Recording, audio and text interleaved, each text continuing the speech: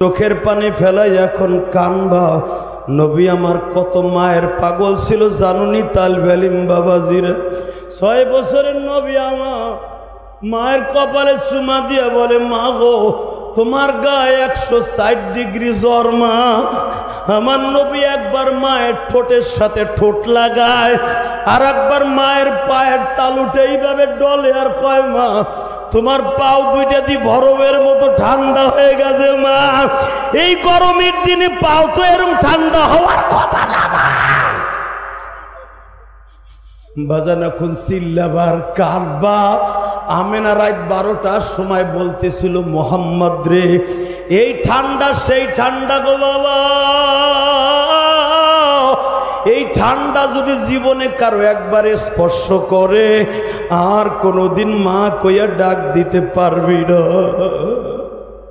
তুমি যখন লঞ্চে ট্রেনে উঠো ঢাকায় আসবা কর্মস্থলে, দেখবা একমাত্র দরদি ঘরের খুঁটি ধরিয়া ঘরের চৌকাঠ ধরিয়া কান্দে আর বলে, বাবা রে আবার কবে তোর সোনালি মুখখানা দেখবা।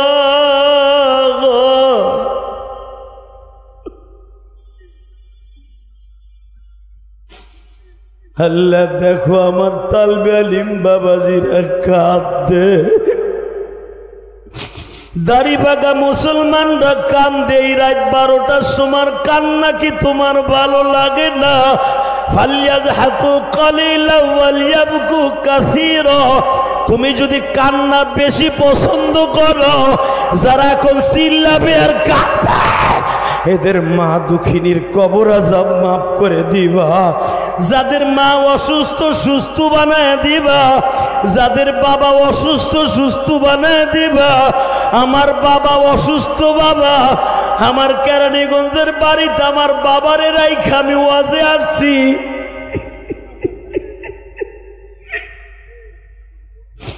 আমি যখন গাড়িটা ড্রাইভিং করে তোমাদের ওয়াজের দিকে রওনা দিছি, বাবা দরজার দিকে তাকায় রয়েছে, ইলিয়াস রে রংপুরের থেকে গতকালকে মাহফিল করে আসলাম বাবা, আজকে আবার কোথায় যাইতেছ?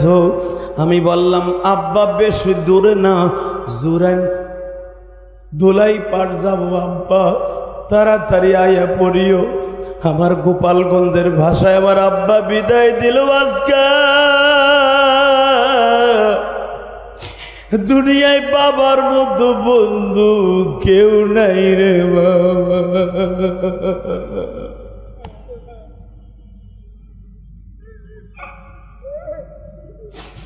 আল্লাহ দেখো তোমার পাগল গুলি কান্দে। বাজান এই সপ্তাহের আগের সপ্তাহে সরমুনার শায়েখ রিজাউল করিম জুমার পরে বাবা মায়ের কবরের সামনে দাঁড়াইয়া চোখের পানি ফেলাইয়া কানছে। কে জানো ফেসবুকে ছেড়ে দিছে, হাজার হাজার মুরিদ কমেন্টে লেখছে, আমার শায়েখ বাবা মায়ের কবরের পাশে দাঁড়াইয়া কান্দে গো।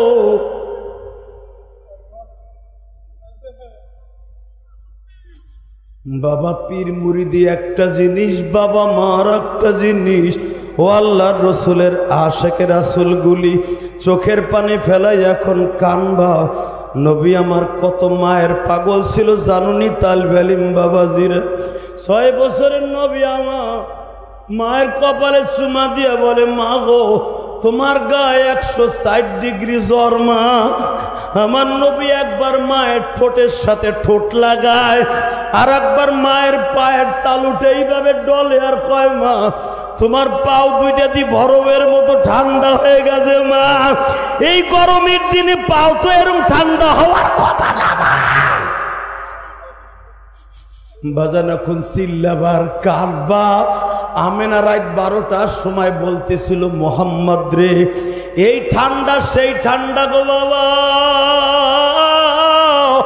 এই ঠান্ডা যদি জীবনে কারো একবারে স্পর্শ করে আর কোনোদিন মা কইয়া ডাক দিতে পারবি না।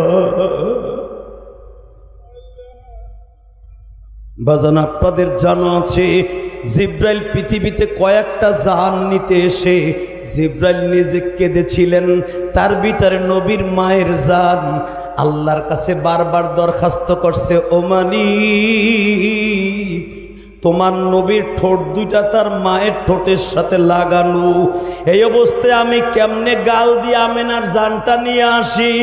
আমার আল্লাহ বলে ওইটা দেখতে চাই না, মুহাম্মাদের ঠোঁট তার মায়ের সাথে থাকুক বা না থাকুক, আমেনার জানটা কানের নিচ দিয়ে নিয়ে আসবা।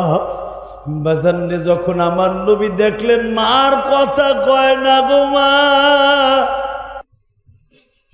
নবী একটা চিৎকার দিয়া মায়ের বুকের সাথে কান লাগাইয়া বলছিল, মা গো, ও মা, আজ থেকে চির এতিম হয়ে গেলাম। কথা বলেন না কেন? বাসানরে এবার দিলটা নরম করবেন, সিদ্ধান্ত হয়ে গেল। আজকের ফাতেমা আজান দিবে হযরত আলী অথবা আব্দুল্লাহ ইবনে আব্বাস, এরা কুরাইশ বংশের সন্তান, অথবা বিশ্ব নবীর সবচাইতে বড় বন্ধু আবু বকর আজান দিবে নয় ওমর দিবে। কালো বেলাল এই দেশের সন্তান নয়, বৈষম্যতা তখনও দূর করতে পারে নাই, কিন্তু আমার আল্লাহর কাছে যে বেলালের এত গ্রহণযোগ্যতা বাবা, এটা আমার নবী ছাড়া কোনো সাহাবী বুঝতে পারে নাই। এ আমার কলিজার টুকরা ভাইরা, এখানে সারাদিন রিক্সা চালাইয়া দিন মজুরি কাজ করে ওয়াজের মাঠে বসে বসে ঘামাইতেছেন। আমি আপনার দুইটা পাও ধরে বলে গেছি, আমার মাওলার কাছে 5 তলা 10 তলা বিল্ডিং এর মালিকের এবং রিক্সা চালক একজন মালিক। ও বাজান, কারো দাম আমার আল্লাহর কাছে কোনো ভাগাভাগি নাই। আমার আল্লাহর কাছে সবচাইতে দামি হলো তার নেক আমলগুলি। যারা চোখের পানি ছেড়ে দিয়ে আমার আল্লাহরে খুশি করবে, ওই মানুষটাই আল্লাহর কাছে দামি হয়ে যাবে। বিলাল আজকে চুপ করে রুকনে আমিনের পাশে বসে বসে কান্দে আর বলে, মালিক, বিশ্বনবী হলে মসজিদ নববীর ইমাম, আমি হলাম মুয়াজ্জিন। আমার আজান ছাড়া আমার নবীর ঘুম ভাঙে না।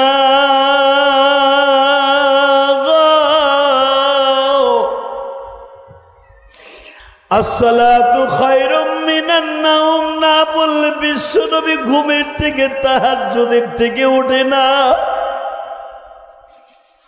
আজকে আমি কালো বিদায়, ভিন দেশের ছেলে বিদায় পাপতে মক্কার আজান দিতে পারবো না।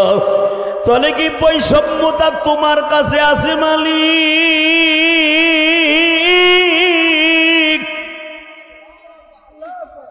কিন্তু বিলাল জানতো না, কালো হোক আর ধলা হোক, কুরাইশ বংশের হোক আর খাত্তাব বংশের হোক, উমাইয়া বংশের হোক, আমার মালিকের কাছে বৈষম্যতার দাম নাই গো বাবা। আমার আল্লাহর কাছে দাম হলো তার কলবের দাম। বেলাল যখন রুকনে আমিনের পিছনে পিছাইয়া দাঁড়ায় কান্দে, আমার আল্লাহ জিবরাইলকে পাঠাই দিয়া বলে, নবীজি,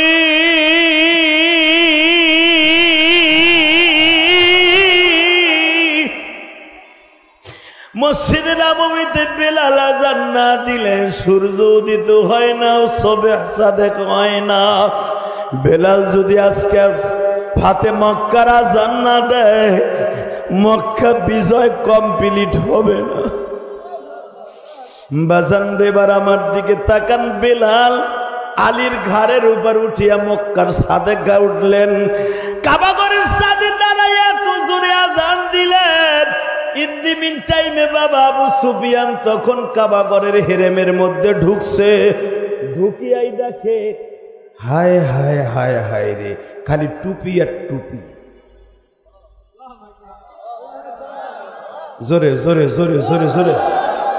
সরমনে আল্লাহর কুতুব যখন মিছিল লইয়া শেখ হাসিনার বাসভবনের দিকে যাইতেছিল, তখন যারা কলেজের বন্ধুরে হেরাও টুপি মাথায় দিছে। বাজান এবার আমার দিকে তাকান। হিন্দাও মুসলমান, আবু সুফিয়ান মুসলমান, এরা দুইজন নবীর বিবি, আপনার মা আমার মা হাফসা। এ বাজান উম্মে হাবিবা ছিল আবু সুফিয়ানের মেয়ে। উম্মে হাবিবা আবু সুফিয়ানের মেয়ে, মা মেয়ে, আর বাবার সাথে অ্যাডজাস্ট হয়ে গেল। বিশ্ব নবী মনে মনে ভাবলেন, আবু সুফিয়ান যখন কালেমা পড়ছে, দেখি বাক্কা শহরের অবস্থা কি। নবী আমার একা নির্জন কুঠিরে ঘুরে ঘুরে দেখতেছে, নেতা কারে কয় গো বাবা। নবীর সিরাত আর সুরাত যদি কারো জীবনে ঢুকিয়া যায়, ওই মানুষটার ভিতরে আর প্রতিহিংসার রাজনীতি থাকবে না। আমার নবী বৈকালবেলা নাই, সকালবেলা, হাদিসটা হলো সকালবেলা। সকালবেলা এখনো সূর্য ওঠে নাই, নবী সাহাবীদের চোখ ফাঁকি দিয়া জাবালে আবি সারার, জাবালে আবি কোবায়, জাবালে মারওয়া, জাবালে সাপা, এই 4টা পাহাড়ের মাঝখানে নবী দাঁড়িয়ে দাঁড়িয়ে ভিজিট করতেছে। আমার মায়ের দেশ, আমার বাবার দেশ, এত বছরের ভিতরে কতটুকু পরিবর্তন হয়েছে। হঠাৎ করে দেখে জাবালে সারা যে জাবালে আবি কোবায়েদের সাথেই লাগানো। বাজানরে বলে, আপনি বৃদ্ধা মানুষ, 3টা আমার কাছে দেন।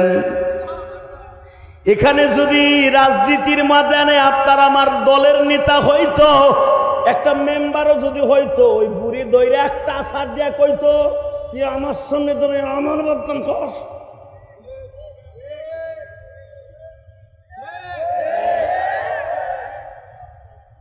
লাকাদ কানা লাকুম ফি রাসূলিল্লাহি উসওয়াতুন হাসানাহ। পৃথিবীর শ্রেষ্ঠ চরিত্রবান, পৃথিবীর শ্রেষ্ঠ রাজনীতিবিদ বিশ্ব নবী। নবীর আদর্শে যদি কারো জীবনটা আদর্শবান হয়ে যায়, ওই মানুষ চাইতে দামি মানুষের কেউ হতে পারে না। কথা ঠিক না বেঠিক? 3টা গাঠি একটা আমার নবী মাথায় নিছে, আর একটা 2 বগলের মধ্যে নিয়ে বলে, বুড়িমা তুমি আমার পিছনে পিছনে বলবা আমি কোন দিকে যাব, ডাইনে যাব না বামে যাব। বুড়ি পিছনের থেকে ডেকে রোশন দেয়। বাজান রে, নবী সামনে সামনে হাঁটে, ছোট্ট ছোট্ট কণ্ঠে জিজ্ঞাসা করে, বুড়িমা তুমি কি মুহাম্মাদের মাকে কোনোদিন প্রাণ ভরে দেখেছো? বলো কি বাবা, মুহাম্মাদের মা আমেনা খুব ভালো ছিল, মুহাম্মাদের বাবারে কি তুমি প্রাণ ভরে দেখেছো?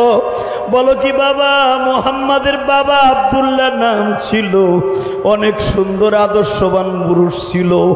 আব্দুল্লাহর জন্য মক্কার অন্তত শত শত মহিলা পাগল ছিল বিবাহ বসার জন্য। ওই আদর্শবান পুরুষের বিবি তো সবাই হইতে পারে না। মুহাম্মাদের দাদা মদিনার থেকে আমেনাকে বিবাহ করে নিয়ে আসলো। ওই ঘরে যেমন একটা সন্তান জন্ম নেবে কোনোদিনও ভাবি নাই গো বাবা। তবে একটা কথা শুনেছি, মুহাম্মদ মক্কা দখল করছে ঠিকই, এখনো পর্যন্ত কোনো মানুষকে অন্যায়ভাবে একটা থাপ্পড় মারে নাই। আমার নবী এক চোখে কান্দে আর এক চোখে আল্লাহর প্রশংসা করে। মালিক, এই বুড়িমা আমার মায়ের প্রশংসা করে, আমার বাবার প্রশংসা করে, তাহলে বোঝা গেল আমার বাবা মাকে সে অনেক ভালোবাসে। আপনারা জানেন গো বাবা, বাক্কা শহর থেকে জাবালে সুর তায়েফে যাইতে বাজে 3 কিলোমিটার দূর হলো সেই হিজরাতের পাহাড়। এই 3 কিলোমিটার রাস্তা যাইতে নবী এই পাহাড়ের পাশে বসে বলে, বুড়িমা শুধু একবার বলে তো, মুহাম্মাদের মায়ের সাথে আপনার কেমন সম্পর্ক ছিল? বাবা বলিও না,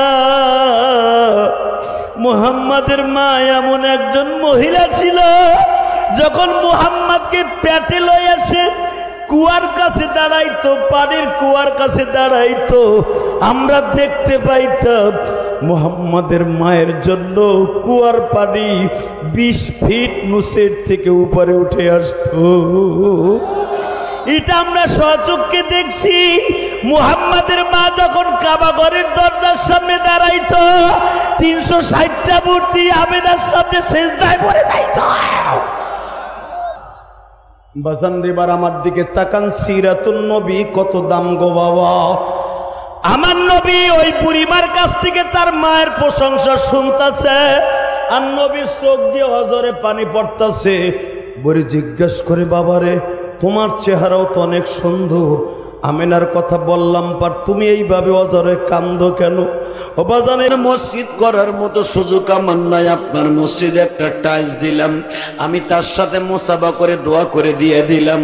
ও আমার যুবক ভাইরা, আমি তোমাদের দুইটা পাও ধরে বলে দিয়ে যাই, এই দুনিয়ায় কত কিছুর অভাব নাই গো বাবা, আবার অনেক কিছুর অভাব আছে, কিন্তু যে যেমনে আছো, তোমাদের এলাকায় যত মাদ্রাসা মসজিদ আছে, প্রাণ দিয়া ভালোবাসো, ইমাম সাহেবকে ভালোবাসো, মুয়াজ্জিন সাহেব খাদেম সাহেবকে ভালোবাসো। তুমি আলেম হতে পারো নাই, তুমি তালবি আলিম হতে পারো নাই, তোমার মসজিদের ইমাম সাহেবকে যদি এক ওয়াক্ত খাবারের ব্যবস্থা করে দাও, তোমার মাদ্রাসার টিচারের যদি এক ওয়াক্ত খাবারের ব্যবস্থা করে দাও, আলমার উমা মান আহাব্বা কুন আলিমান আও মুআল্লিমান আও মুস্তামিলান। বিশ্ব নবী বলেন, যদি কোনোদিন কোন আলেমকে ভালোবাসিয়া থাকো, এক ওয়াক্ত খাবার খাওয়াইয়া থাকো, এক মাস তোমার নিজের ইনকাম দিয়ে খাওয়াইয়া থাকো, আমি বিশ্ব নবী তোমারে সারা জান্নাতে যাব না। এই আলহামদুলিল্লাহ জোরে কর না কেন? সবার খাবার দাবার হয়, মসজিদের ইমাম সাহেবের খাবার হয় না, এমন লোক আছে না? এ কথা কর না কে? যত দেখবেন জ্ঞানজাব মসজিদ লইয়া, মাদ্রাসা লইয়া, কথা কন। ইমাম সাহেব কখন বাজারে গেল, ইমাম সাহেব কেমনে হাতে, এই বদনাম, কথা কন। 2 মিনিট আজানে দেরি হয়ে গেছে, মুয়াজ্জিনকে বাদ দে। এই বেটা, তুমি কেমন টাইম টু টাইম আজান দিতে পারো? তোমার 5 দিন আমি মুয়াজ্জিনের দায়িত্ব দিলাম। হে কুতুবের কুতুব, 5টা দিন আজানের ডিউটি পালন করতে দিলাম, 5টা দিন তোমার ইমামতি করার দিলাম, তুমি টাইম টু টাইম কেমনে আসতে পারো আমি দেখবো। বাংলাদেশটা সারা পৃথিবীতে সবচেয়ে কষ্টের চাকরি হলো ইমামতি আর মুয়াজ্জিনি। টাইম টু টাইম অর্ডার পালন করতে হয়। বাংলাদেশে এমন কোন অফিস আদালত নাই, এমন কোন সরকারি কর্মচারী নাই টাইম টু টাইম অফিসে যায়, কথা কন না কেন? সবচেয়ে টাইম টু টাইম একটাই ডিউটি, সেটা হলো ইমাম আর মুয়াজ্জিনের ডিউটি। 1 মিনিট এদিক সেদিক যায় না, ইকামত শুরু হয়ে যায়, ইমাম সাহেব দাঁড়ায় যায়। আজানটার জন্য ঘড়ির দিক তাকায় থাকে মুয়াজ্জিন, এই লোকটারে আল্লাহ ভালোবাসবে না, ভালোবাসবে তোমারে। আর এই লোকটার সাথে ভালো সম্পর্ক রাখবে না, তোমার সাথে আল্লাহ সম্পর্ক রাখবে। আল্লাযীনা আমানু আশাদ্দু হুব্বাল লিল্লাহ, আল্লাহকে পেতে হলে আলেম উলামাকে আগে ভালোবাসতে হবে, কথা বলেন আরো জোরে। তাহলে আল্লাহকে ভালোবাসতে হলে মা বাবার খেদমত দরকার আছে না নাই? এ যুবক কথা কও, মা বাপরে কে কে ভালোবাসবি বল? আল্লাহকে হাত তুলে দেখা ভাই, হাত তুলে দেখাও, হাত তুলে দেখাও। আল্লাহ যে হাতগুলা উঠছে, ওই আব্দুল্লাহর মতো যেন ওই হাত দুইটা জমিনে না রাইখে যায়। আল্লাহ এই হাত দুইটা গজবে নিও না, এদেরকে 5 ওয়াক্ত নামাজি না বানায় কবরে নিও না। আল্লাহ এদেরকে কখনো করোনা রোগ দিয়ে গজব দিয়ে শেষ কইরা দিও না। কমেন্ট বক্সে জানিয়ে দিন আপনার মতামত। ভিডিওটি ভালো লাগলে অবশ্যই একটি লাইক দিন এবং শেয়ার করুন। পরবর্তী আপডেটের জন্য চ্যানেলটি সাবস্ক্রাইব করে আমাদের সাথেই থাকুন। ধন্যবাদ।